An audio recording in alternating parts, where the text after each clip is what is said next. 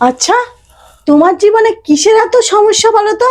এত সুন্দর তুমি আমার মতো একটা বউ পেয়েছো, তাতেও তোমার সমস্যা? আমি আগের জন্মে अच्छा। একটা লাল কুকুরকে পিটিয়ে পিটিয়ে মেরেছিলাম। তাতে কি হয়েছে?